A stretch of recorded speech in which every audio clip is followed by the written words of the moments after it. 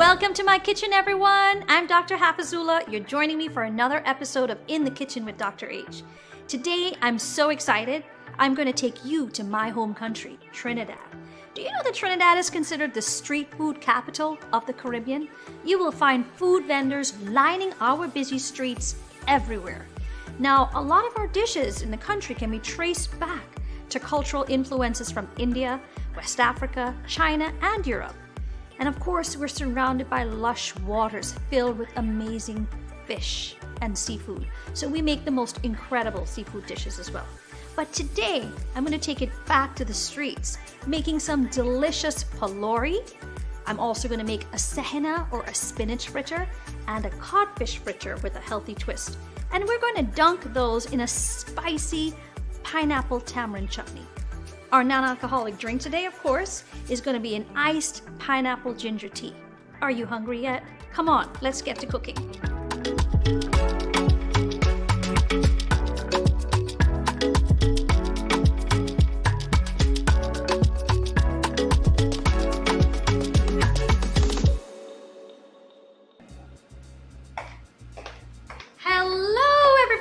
Welcome back to my kitchen. This is In the Kitchen with Dr. H, and I'm excited for this episode.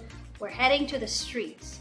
We're cooking amazing street food, okay? Not just from my home country, but street food that can be found around the Caribbean in different places. So we're making beautiful spinach fritters or dashing fritters. We call it sehena. We're also going to be making some palori, something I grew up with. My mother actually made this for bake sales. Never lasted actually to get to the bake sales because the teachers all ate them. And then last but certainly not least, we're making some codfish fritters, called by all sorts of names in the Caribbean. So Accra, in some of the Latin countries is bacalaito. I mean, you can just enjoy this with any chutney or dip, okay?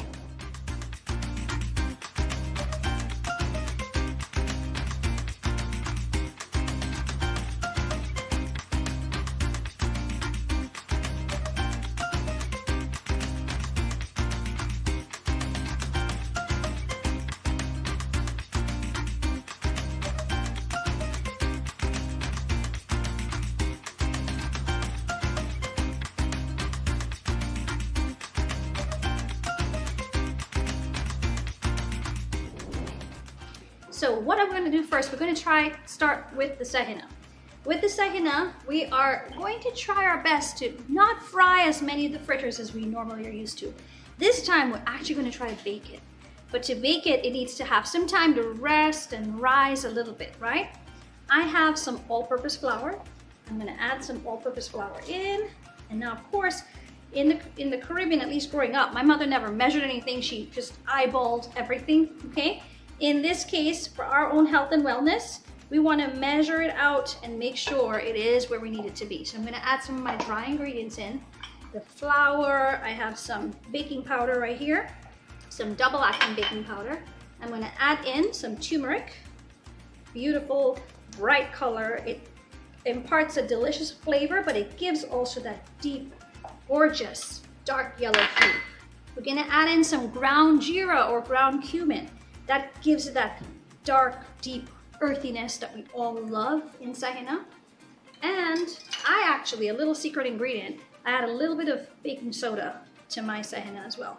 It actually gives you more bubble action, allows you to have that additional rise. Now we're going to stir those nice dry ingredients together. And I'm going to actually add a little bit of salt at this point, just enough to give it a little bit of flavor. And now we can start to add some of our wet ingredients. I'm going to actually start with I have some spinach that was frozen, squeeze the water out after it was thawed. I'm just going to add that in, right, just like this. And you can either use this, and I'm actually going to combine it with some fresh spinach today too, okay? So this is a basis of the sehena. It's like so healthy and so delicious. You really get your greens. And we're going to add in some fresh chopped spinach that I also have. Any greens that you have, feel free to throw it in, okay? Just chop it up. We're going to add some hot Scotch bonnet peppers. I'm going to add that in. I actually took this, if you want it to be extra spicy, you can keep the seeds in. But this time, decided to tame it a little bit because I am going to be adding in some of my mother's Trinidad hot sauce. So I'm going to add a touch of garlic here, some minced garlic, as much as you'd like. I don't want the garlic to overpower this mixture, so I'm just going to add just a touch of it here. And this is where you can now add in some of your liquids. I'm going to add a little bit of water. And once I add that water, just add it in small increments and continue to stir. Of course, I typically use my hands for this part. You can feel that dough, you can sort of squeeze that dough between your fingers and make sure it is the right consistency, okay? Now you see that that's coming together very nicely. I use a spatula here. Spatula helps you to scrape down sides. It's coming together nicely. This is the kind of consistency that I like to see. If you look at that, you just can gauge how much liquid you'll need to add in. But I like the spatula just because it allows you to really scrape down the sides and not have any dried flour on the sides, right? You're incorporating everything beautifully. So I really, really like how that looks right there, okay?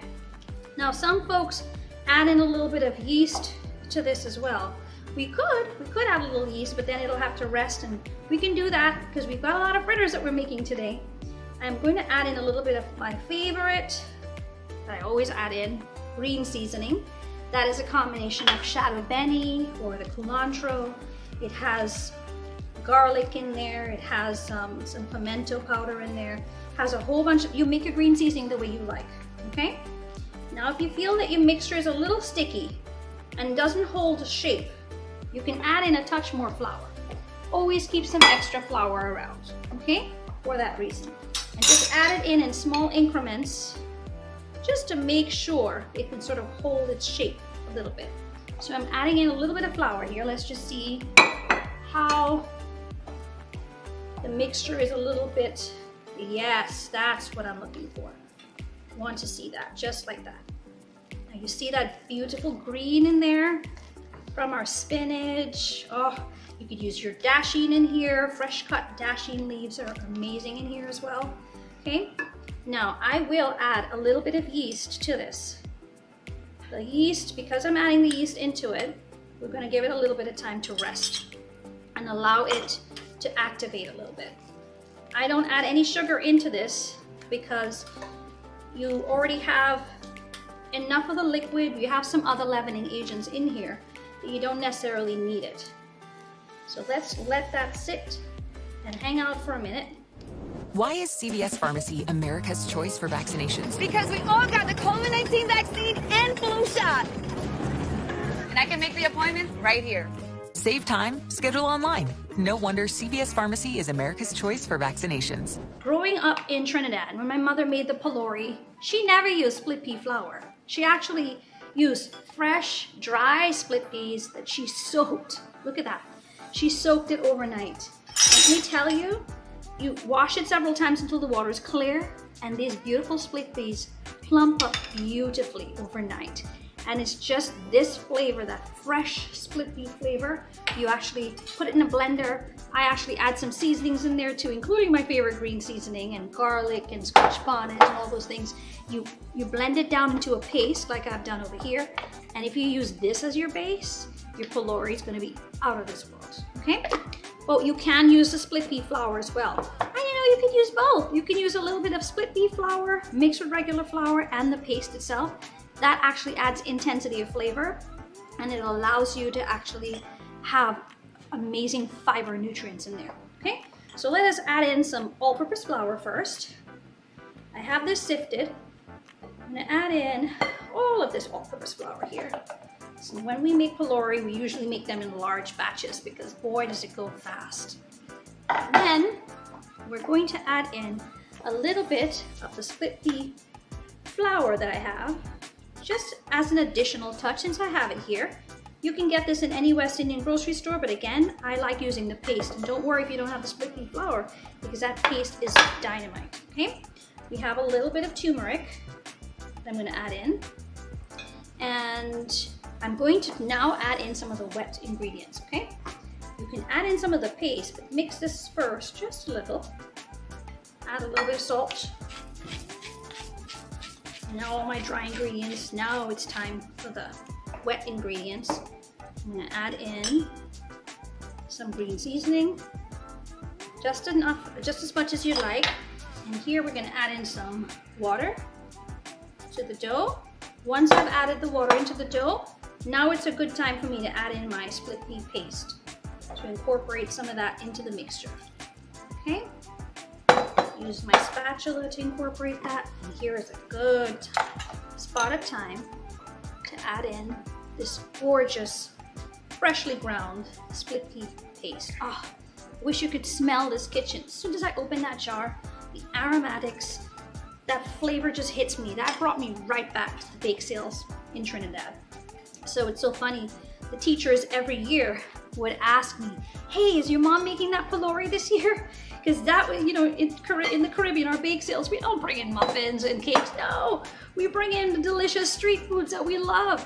So my mother would make this pylori, and she would home make the chutney as well. And the teachers would just wait until I'm bringing in this giant cooler, and they would stop me at the door and they said, hold on, we got this from here.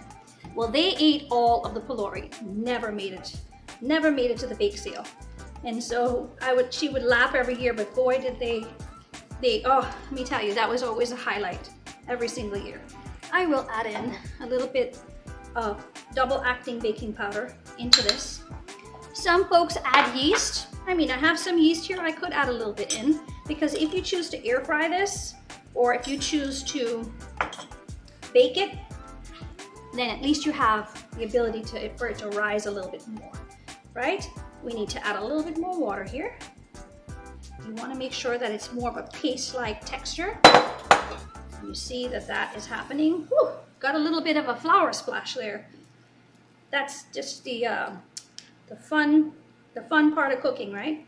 Now listen, we always have music, so if we don't have music in the kitchen, I'm sure the ingredients are the ones dancing in the pot here for us. Now look at that. That is what I want. You see that, how that mixture is? Scrape off get all that delicious goodness back into the bowl. Just like that. And we're gonna let this rest covered for a little bit.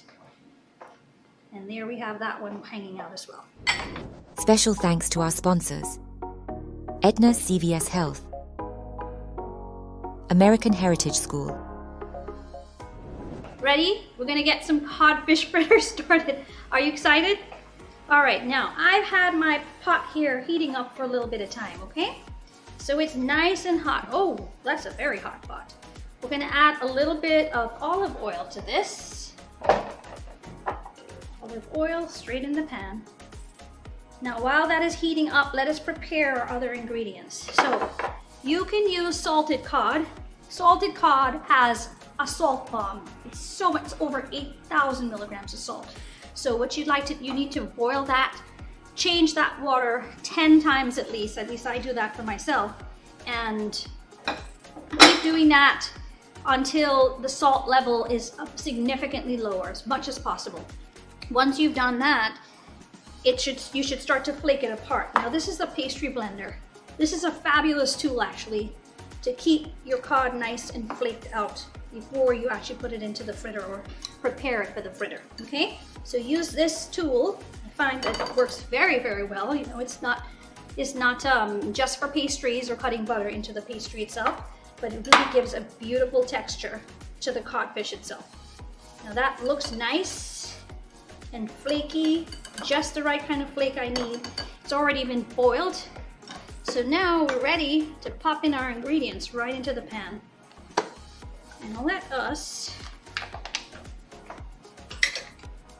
add in a couple of different things here. First, we're going to start with some onions. You hear that sizzle? That's what I like. All right. We're going to add some scallions in there. We're going to cook down some of these ingredients beautifully. Okay? You have some garlic over here.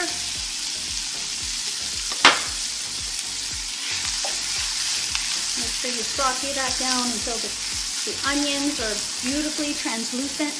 You can actually add in some Scotch bonnet peppers that I have right here.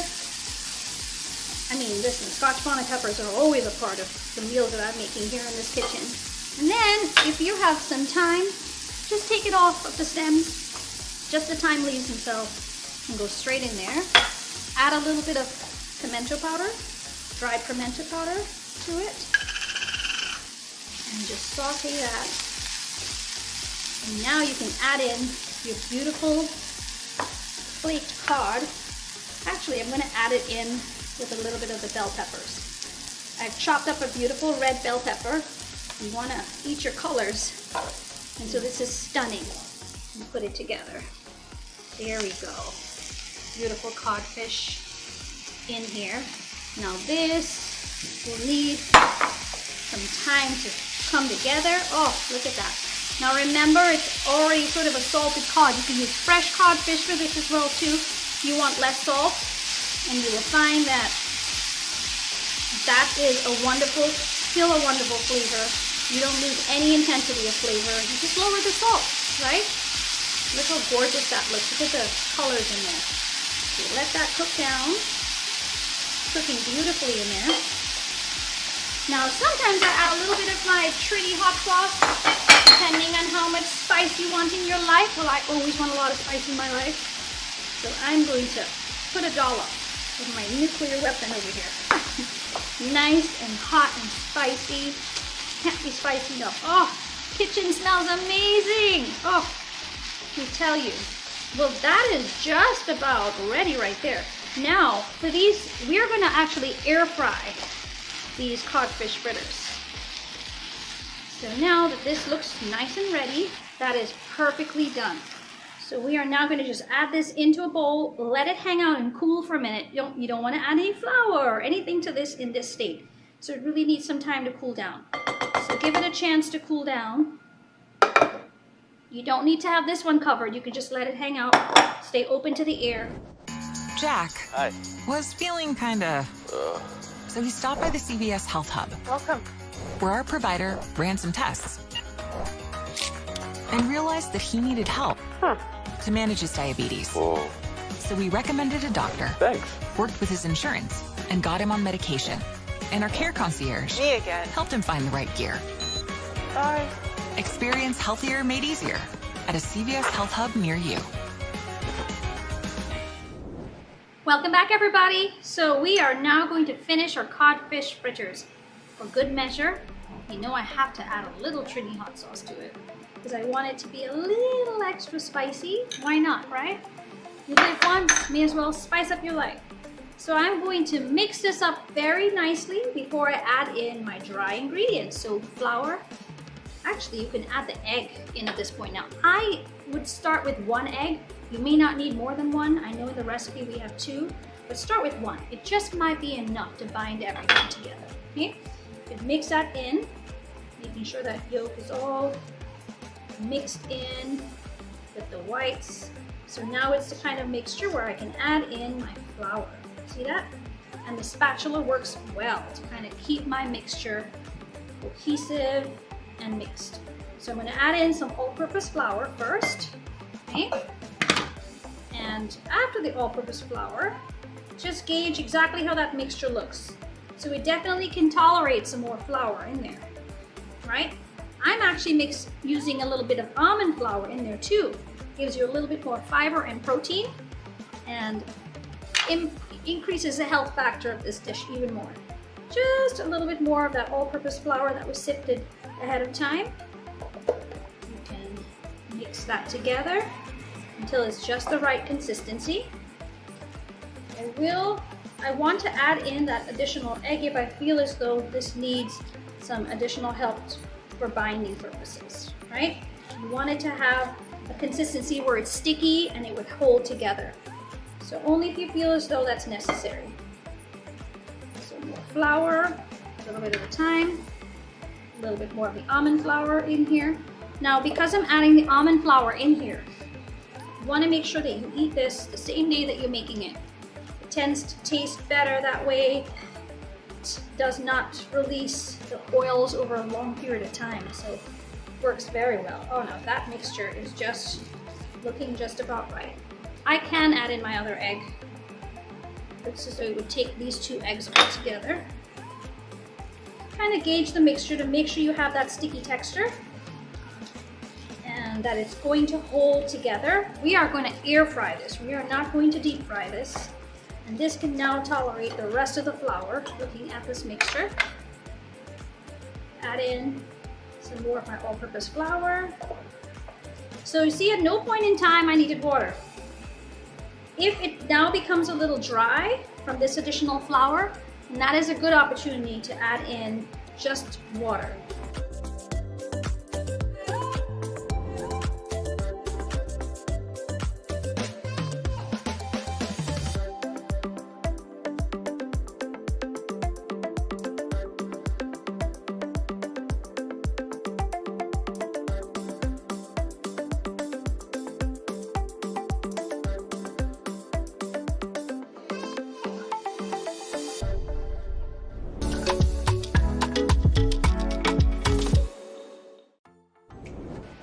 In my mixer, I have some nice warm water. It's not hot. I prefer it to be warm. We're going to infuse the flavors of pineapple and ginger and a little bit of coconut sugar. So I'm going to put some pineapple right in there, just like that. And a little bit of the ginger in there too. Now this is, you can use fresh, I like fresh ginger in here. And I prefer to use coconut sugar or date sugar. In this case, I have both. I'm going to use a little bit of each, a little bit of date sugar in there. What I love about date sugar is it doesn't cause your blood sugars to rise to that very high level as when you use regular sugar. Same with coconut sugar, it's a lot healthier. So now, I'm going to actually use the back of my spoon first to kind of mash this a little bit together, muddle it up, get a little bit of goodness from that pineapple in there and some of the ginger pieces in there. Give it some time to just really sort of meld together. You see that? Mash that pineapple from the bottom. You can use bigger chunks. Now we have some fresh pineapple from the backyard, so we've been using pineapple. We have a plum tree and some lemons, and we have everything out there that we wanted to use for this show today. So I wanted to make sure that we paid homage to it in the right way. So now you're going to put your shaker on the top, put the lid on nicely, nice and secure. Just kind of let it infuse a little bit. You see how beautiful that color is? How rich that color is, right? That is from the coconut sugar and the date sugar combined. It gives that nice deep brown hue at the very bottom. Make sure you have, because now we're not going to be drinking this hot or warm. We're going to drink this a little cold. So prepare a glass with some ice in it and a nice pineapple wedge. And now this is ready to pour out. In a nice glass over here. Pour my drink. Look how stunning that is. Now you can use sparkling water in this too if you choose. But this is so refreshing, so easy. You don't miss any alcohol with this, right? Cheers to you before we check on our fritters. Oh my gosh, that's amazing. Now you can freeze this too and make it an icy. Before I put down my Sahina, I want to spray my baking sheet with a little olive oil. Okay, now that that's sprayed, our Sahina mixture, which has been sitting and waiting out for us a little bit, you can use a spoon, and just a spoon, bits, little rounded masses right there onto the silicone itself. We can use this to help scoop it and shape it as well. Remember, we are not going to deep fry these. We are literally putting them straight into the oven. Okay, here it is. I'm going to pop it in the oven. We'll keep checking on it. I'll put it actually in the middle for now, and then we can switch it over when we need to. Now we're going to look at our pylori. Now, listen, I know that nobody wants to air fry their pylori. Nobody wants to bake their pylori, but I do have a special little tool right here. I'm going to show this to you. If you want to bake your pylori, you can buy one of these little trays that help you keep the rounded shape, right? Fried without frying it, right? Put this in there first. Each of the little bubbles get a little spritz. Okay, that's all we need. And we take our ice cream scoop and we're gonna scoop it sort of just enough in there. Imagine that. You ever heard of baked pylori? Well, look at that. We're gonna try our hand at it today. And let us see. Now I've air fried pylori before and it's come out pretty amazing. And it still has that delicious flavor. Listen, who says it can't be exactly one shape or color, right? It's up to you and your family and what works for you, right? This is your health and your life. I want you to be healthy and happy. If you have health, you have true wealth. You can do anything in this life if you have health and you have love around you. And you know what? Love is the most important ingredient, no matter what we are doing. Why are we doing this, right? So look how quickly that's going. Very quickly. Pop it on top. In the oven it goes. And as we put this in, we're going to take the sahina out. There we go. One in, other out.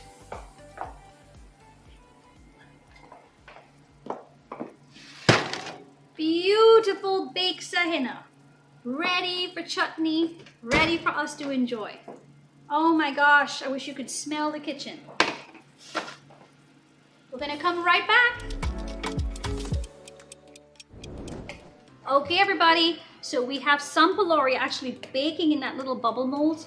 We're now going to try to fry a couple of these small ones. I'm using a little small ice cream scoop, slowly just letting it drop in one at a time. And now they sink to the bottom, but then when they're done, they should float up to the top, right? And you see that happening right here. Look at that. There's our pylori in action. Oh my goodness, look at that. Don't worry about the shapes. So it takes just about a minute or two on each side or so, a little bit less, just depending. Remember, these had a nice chance to sit down and rest a little bit, so they're able to puff up beautifully. Look at that. So nice. So these look just about ready. I'm going to drain them now. We can have two different ways. Now I know that this is a spaghetti strainer scoop, but I use it anyway. It captures my fried goods very well. And I'm going to take a couple of these and let them sit there, do a little shake to get some of the extra oils out this way, right? And then take it and pop it straight on your paper towels, just like that. Just like that.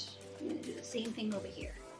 A nice shimmy and a shake. If you have your music on in your kitchen, go ahead, do the shimmy and the shake, right? These are really ready for you.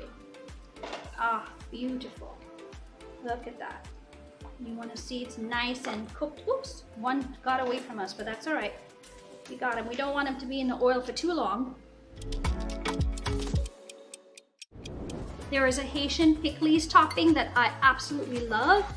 Oh, that is also a nice, beautiful base to it. Those are my beautiful codfish fritters.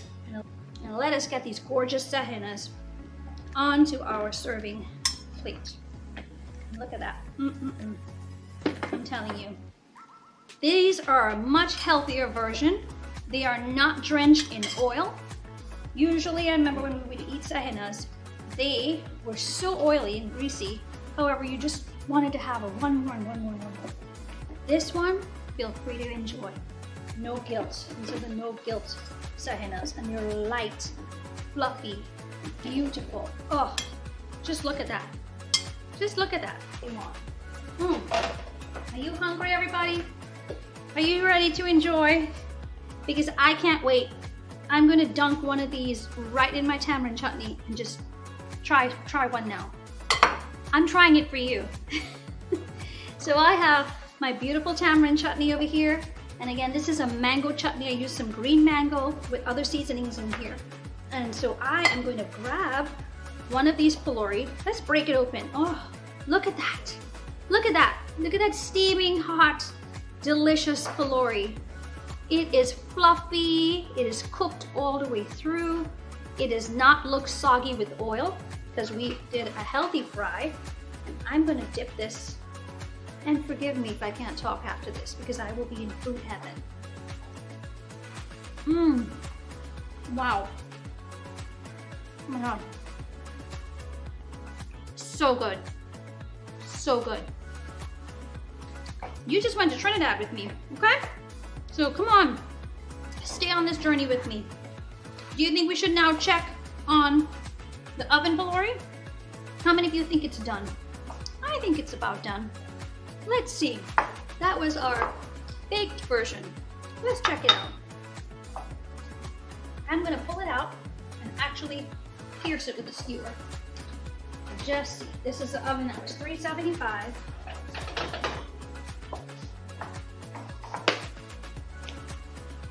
Here's one of these, and yeah, they seem just about done. Why don't we open up and see what they look like? I'm gonna have to use a spoon here or a little knife to kind of pry it open safely. Oh my gosh. Everybody, take a look at this. Look at that. Stunning! We baked Palori! Could you believe it? Oh, and it's the same batter, so you know it tastes amazing. Look at that. Stunning. We are going to take one out just to show you what it looks like. And see. Gorgeous. Just the right size, ready to be dunked in your chutney. Well, listen everybody, I had a fantastic time today. How about you? I am so excited that we were able to make all of these incredible street foods today and a beautiful drink. I can't wait for the next episode to have you join me in the kitchen. I'm wishing you all great health and a long life. Join me next time.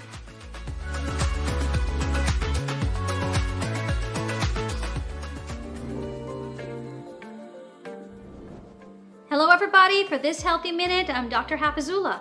So deep frying foods can actually lead to many negative health effects such as heart disease, obesity, cancer, and much more. If you choose to fry, there are some ways to keep it healthier. Make sure you're using clean oil that's free of any debris, such as extra virgin olive oil. Use a healthier flour option like cassava or split pea flour, and add baking soda that creates bubbles that push that oil out from your food, and ensure you're using the right oil temperature. You can also try a healthier alternative to get that satisfying crispy texture, such as air frying, pan searing, grilling, or dehydrating. Less oil, less calories, and a healthier life. See you next time.